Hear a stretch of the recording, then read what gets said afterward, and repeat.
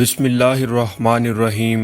معزز خواتین و حضرات، السلام علیکم۔ پیارے دوستو، آج کی اس ویڈیو میں ہم آپ کے ساتھ حضرت سیدنا اویس کرنی رحمۃ اللہ تعالی علیہ کے کچھ واقعات شیئر کریں گے۔ ویڈیو بہت ہی دلچسپ اور معلوماتی ہوگی، اس لیے آپ سے گزارش ہے کہ ہماری اس ویڈیو کو آخر تک ضرور دیکھیے گا۔ حضرت سیدنا علقمہ رحمۃ اللہ تعالی علیہ سیدنا اویس کرنی رحمۃ اللہ تعالی علیہ کے حالات بیان کرتے ہوئے فرماتے ہیں کہ اویس کرنی رحمۃ اللہ تعالی علیہ کے خاندان والوں نے آپ کو مجنون سمجھا ہوا تھا اور آپ کے لیے اپنے گھروں کے قریب ایک کمرہ بنایا ہوا تھا۔ دو سال گزر جاتے لیکن گھر والے آپ کی طرف توجہ نہ دیتے، نہ ہی آپ کی خبر گیری کرتے۔ آپ اپنی گزر بسر اس طرح کرتے کہ کھجور کی گٹھلیاں چنتے، شام کو انہیں بیچتے اور ان کے بدلے جو کچھ ردی کھجوریں وغیرہ ملتی انہیں افطاری کے لیے رکھ لیتے اور انہیں کھا کر اللہ عز و جل کا شکر ادا کرتے۔ جب حضرت سیدنا عمر بن خطاب رضی اللہ تعالیٰ عنہ خلیفہ بنے تو ایک مرتبہ آپ نے حج کے اجتماع میں فرمایا، اے لوگو کھڑے ہو جاؤ۔ حکم پاتے ہی تمام لوگ کھڑے ہو گئے۔ پھر آپ رضی اللہ تعالیٰ عنہ نے فرمایا، قبیلہ مراد کے لوگوں کے علاوہ سب بیٹھ جائیں۔ کچھ لوگ کھڑے رہے، باقی سب بیٹھ گئے۔ پھر آپ نے فرمایا، تم میں سے قبیلہ کرن کے لوگ کھڑے رہیں، باقی سب بیٹھ جائیں۔ ایک بندے کے علاوہ باقی سب بیٹھ گئے۔ وہ کھڑا ہونے والا شخص حضرت سیدنا اویس کرنی رحمۃ اللہ تعالی علیہ کا چچا تھا۔ امیر المومنین حضرت سیدنا عمر رضی اللہ تعالیٰ عنہ نے ان سے پوچھا، کیا آپ قبیلہ کرن کے رہنے والے ہیں؟ انہوں نے عرض کی، جی ہاں، میں کرن ہی کا رہنے والا ہوں۔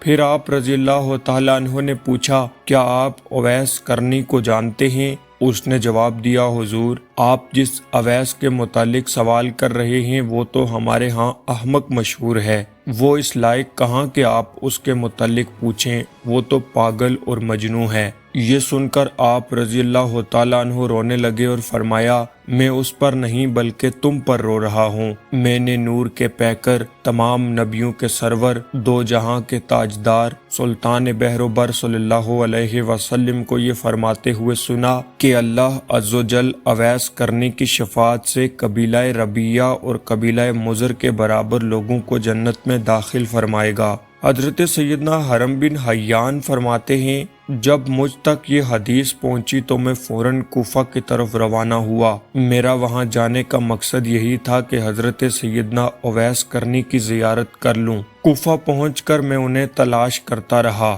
بالآخر میں نے انہیں دوپہر کے وقت نہر فرات کے کنارے وضو کرتے پایا۔ جو نشانیاں مجھے ان کے متعلق بتائی گئی تھی، میں نے ان کی وجہ سے فوراً انہیں پہچان لیا۔ ان کا رنگ انتہائی گندمی، جسم دبلا پتلا، سر گرد آلود، چہرہ انتہائی باروب تھا۔ میں نے قریب جا کر انہیں سلام کیا، انہوں نے سلام کا جواب دیا اور میری طرف دیکھا۔ میں نے فوراً مصافحہ کے لیے ہاتھ بڑھایا لیکن انہوں نے مصافحہ نہ کیا۔ میں نے کہا، اے اویس، اللہ آپ پر رحم فرمائے، آپ کیسے ہیں؟ ان کو اس حالت میں دیکھ کر اور ان سے شدید محبت کی وجہ سے میری آنکھیں بھر آئی اور میں رونے لگا۔ مجھے روتا دیکھ کر وہ بھی رونے لگے اور مجھ سے کہنے لگے، اے میرے بھائی حرم بن حیان، اللہ آپ کو سلامت رکھے، آپ کیسے ہیں؟ اور میرے بارے میں آپ کو کس نے بتایا کہ میں یہاں ہوں؟ میں نے جواب دیا، اللہ عز و جل نے مجھے تمہاری طرف راہ دی ہے۔ یہ بات سن کر آپ رحمت اللہ تعالی علیہ لا الہ الا اللہ اور سبحان اللہ کی صدائیں لگانے لگے اور فرمایا، بے شک ہمارے رب کا وعدہ ضرور پورا ہونے والا ہے۔ اس کے بعد میں نے ان سے پوچھا، آپ کو میرا اور میرے والد کا نام کیسے معلوم ہوا؟ حالانکہ آج سے پہلے نہ کبھی میں نے آپ کو دیکھا اور نہ ہی کبھی آپ نے مجھے دیکھا۔ یہ سن کر حضرت سیدنا اویس نے فرمایا، مجھے میرے علیم و خبیر پروردگار نے خبر دی ہے۔ اے میرے بھائی حرم بن حیان، میری روح تیری روح کو اس وقت سے جانتی ہے جب عالم ارواح میں تمام روحوں کی آپس میں ملاقات ہوئی تھی۔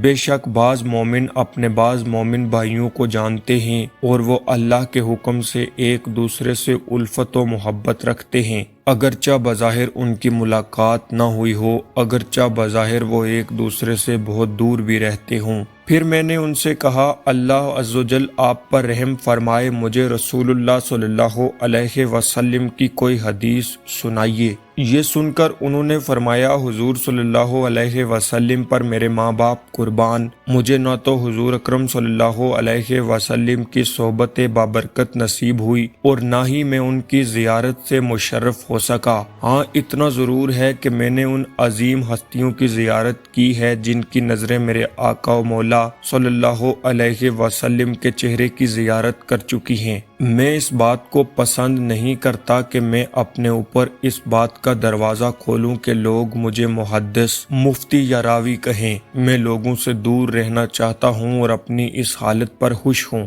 اس کے بعد میں نے ان سے کہا اے میرے بھائی، مجھے اللہ عز و جل کے کلام سے کچھ تلاوت ہی سنائیے اور مجھے کچھ نصیحت فرمائیے۔ بے شک میں آپ سے صرف اللہ عز و جل کی رضا کی خاطر محبت کرتا ہوں۔ یہ سن کر حضرت سیدنا اویس کرنی نے میرا ہاتھ پکڑا اور اعوذ باللہ من الشیطان الرجیم پڑھ کر فرمایا میرے رب کا کلام سب کلاموں سے اچھا ہے۔ پھر آپ رحمت اللہ تعالی علیہ نے سورہ دخان کی کچھ آیتیں تلاوت فرمائی۔ آپ رحمت اللہ تعالی علیہ نے چند آیتیں پڑھی اور پھر ایک زوردار چیخ ماری۔ میرے گمان کے مطابق شاید آپ بے ہوش ہو گئے۔ جب انہیں کچھ افاقہ ہوا تو فرمانے لگے اے ابن حیان، تیرا باپ فوت ہو چکا ہے، ان قریب تو بھی اس دنیا سے رخصت ہو جائے گا، یا تو تیرا ٹھکانہ جنت میں ہوگا یا پھر جہنم میں۔ اے ابن حیان، تیرا باپ آدم اور تیری ماں حوا اس دنیا فانی سے جا چکے ہیں۔ جب انبیاء کرام حضرت نوح،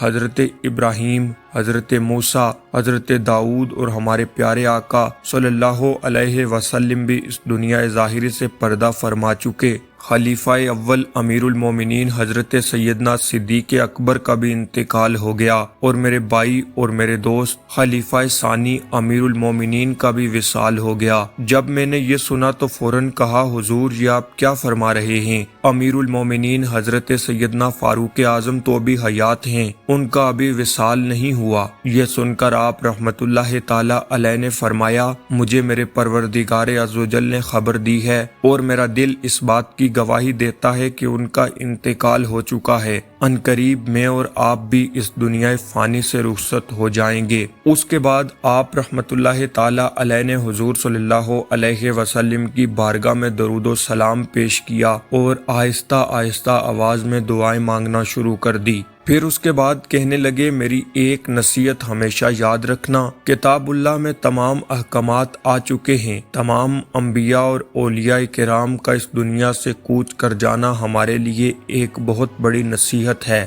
ہمیشہ موت کو یاد رکھنا، اپنے دل کو دنیا میں نہ الجھانا، اور جب تو یہاں سے اپنی قوم کے پاس جائے تو انہیں عذاب آخرت سے خوب ڈرانا اور تمام لوگوں کا خیر خواہ اور ناصح بن کر رہنا اور کبھی بھی جماعت سے دور نہ ہونا۔ اگر تو مسلمانوں کی بڑی جماعت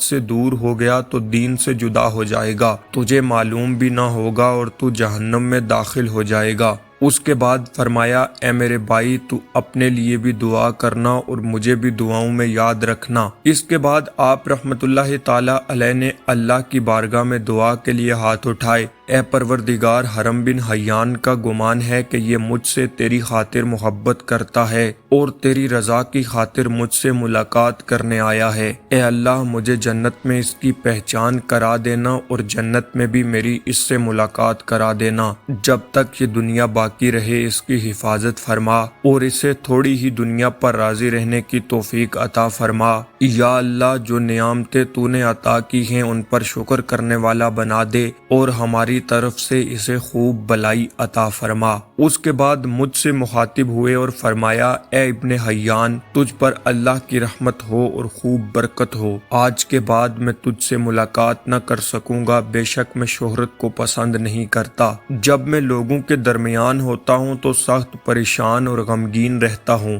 بس مجھے تنہائی بہت پسند ہے۔ آج کے بعد تو میرے متعلق کسی سے نہ پوچھنا اور نہ ہی مجھے تلاش کرنا، میں ہمیشہ हमेशा तुझे याद रखूंगा। अगरचा तुम मुझे न देखो और न मैं तुम्हें देख सकूं, लेकिन मेरे भाई तुम मुझे याद रखना, मैं तुझे याद रखूंगा। मेरे लिए दुआ करते रहना। अल्लाह ने चाहा तो मैं तुझे याद रखूंगा और तेरे लिए दुआ करता रहूंगा। अब तू इस सिमत चला जा और मैं दूसरी तरफ चला जाता हूँ। ये कहकर आप रहमतुल्लाह ताला अलैह एक तरफ चल दिए। मैंने ख्वाहिश जाहिर की कि कुछ दूर तक आपके साथ चलूं, लेकिन आप रहमतुल्लाह ताला अलैह ने इनकार फरमा दिया और हम दोनों रोते हुए एक दूसरे से जुदा हो गए। मैं बार बार आप रहमतुल्लाह ताला अलैह को मुड़कर देखता रहा, यहाँ तक कि आप एक गली की तरफ मुड़ गए। उसके बाद मैंने आपको बहुत तलाश किया, लेकिन आप रहमतुल्लाह ताला अलैह मुझे न मिल सके और ना ही कोई ऐसा शख्स मिला जो मुझे आपके मुतालिक खबर देता।